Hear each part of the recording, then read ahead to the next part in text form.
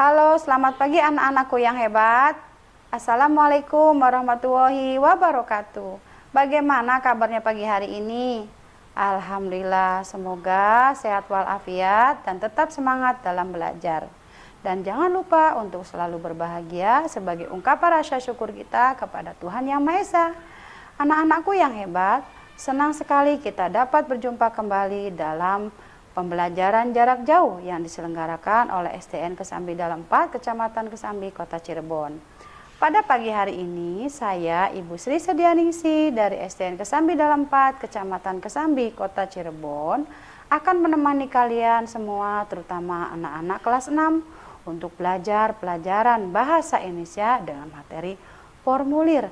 Tapi Ibu akan selalu mengingatkan kalian semua untuk selalu mematuhi protokol kesehatan. Apa saja protokol kesehatannya? Ada 3. Yang pertama, cuci tangan menggunakan sabun. Yang kedua, selalu menggunakan masker. Dan yang ketiga adalah menjaga jarak. Nah, anak-anakku, apa saja sih tujuan pembelajaran kali ini? Nah, tujuan pembelajaran kali ini adalah yang pertama, menjelaskan fungsi dan tujuan sebuah formulir. Yang kedua, menguraikan macam-macam formulir dan contoh formatnya. Yang ketiga, mengidentifikasikan isi teks formulir pendaftaran. Yang keempat, mengidentifikasikan isi teks formulir kartu anggota. Mengidentifikasi isi teks formulir daftar riwayat hidup. Mengidentifikasi isi teks formulir pengiriman uang melalui bank atau kantor pos. Nah, Ibu punya sebuah cerita ini. Ceritanya adalah Edo itu sangat tertarik untuk mengikuti lomba pameran negara-negara ASEAN. Sebagai syarat untuk mengikuti lomba, Edo harus mengisi formulir pendaftaran tersebut dahulu. Nah, Ibu mau tanya ini, pasti kalian juga bertanya, apakah ada yang tahu apa itu formulir? Nah, terus apakah kamu pernah melihat formulir? Apa saja macam-macam formulir yang kalian ketahui? Nah, kita akan bahas bersama-sama sayang. Nah, apakah itu formulir? Formulir adalah kertas yang berisi pertanyaan-pertanyaan yang harus diisi untuk tujuan tertentu. Fungsi dari formulir ada 3. Yang pertama, mengumpulkan data-data. Yang kedua, mencari sebuah informasi. Dan yang ketiga, menjadi media komunikasi. Selanjutnya adalah tujuan formulir. Tujuan formulir ada 2. Yang pertama, untuk meminta dilakukan tindakan. Biasanya ini adalah ada 2 formulir untuk mendaftarkan diri, mengikuti kegiatan-kegiatan ekstrakurikuler, dan formulir untuk nasabah yang ingin mengirimkan uang ke nasabah lain. Dan tujuan formulir yang kedua adalah untuk mencatat kejadian atau tindakan yang terjadi. Contohnya apa, Bu? Contohnya adalah formulir penilaian.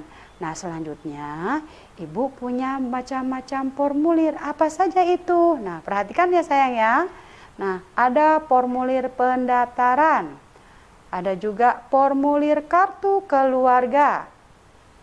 Formulir daftar riwayat hidup.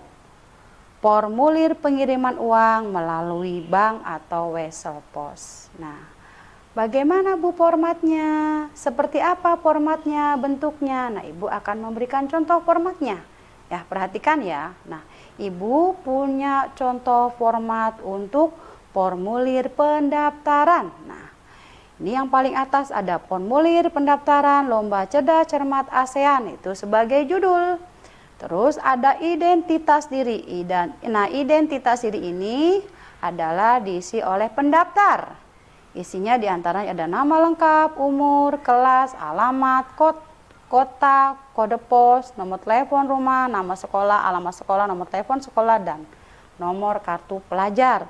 Selanjutnya ada jenis lomba yang diikuti. Apa saja lomba yang harus diikutinya? Ditulis. Yang terakhir adalah tanda tangan nama pendaftar. Ini adalah formulir pendaftaran. Contoh dari formulir pendaftaran. Yang kedua adalah contoh formulir untuk kegiatan ekstrakurikuler. Berarti ini untuk formulir kartu anggota ya. Yang kita perhatikan di sini adalah formulir pendaftaran kegiatan ekstrakurikuler. Nah, itu sebagai judulnya. Terus ada identitas diri, nama lengkap, umur, kelas, dan NIS. Itu adalah identitas pendaftar. Jenis ekstrakurikulernya ada 2. Nah, tulis salah satu jenis kegiatan yang akan diikuti. Dan ada tanda tangan. Itu tanda tangannya adalah dengan nama pendaftar, nama yang jelas dan ditandatangani. Bagaimana Bu dengan formulir untuk riwayat hidup atau formulir untuk mengirim uang ke bank lain? Nah, Ibu punya contoh di sini adalah formulir daftar riwayat hidup. Nah, coba perhatikan baik-baik ya, berbeda dengan formulir pendaftaran dan formulir kartu anggota. Kalau di daftar riwayat hidup itu pasti disisipkan ada foto atau pas foto yang di ujung atas kanan. Nah, setelah itu, setelah ada foto, ada di situ identitas diri ditulis lengkap dan ada alamatnya. Juga ada hobinya. Hobinya apa?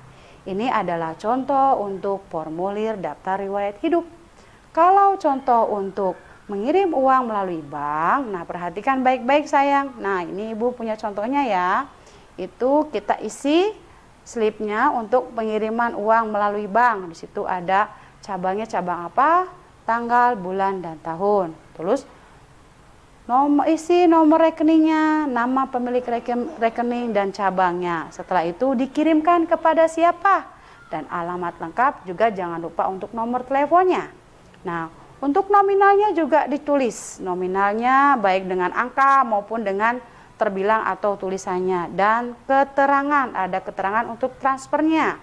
Dan ada tanda tangan penyetornya atau pengirimnya. Nah, anak-anak, bagaimana pembahasan pagi hari ini? Semoga kalian semua memahami dan apa yang Ibu jelaskan kali ini bermanfaat untuk kalian semua.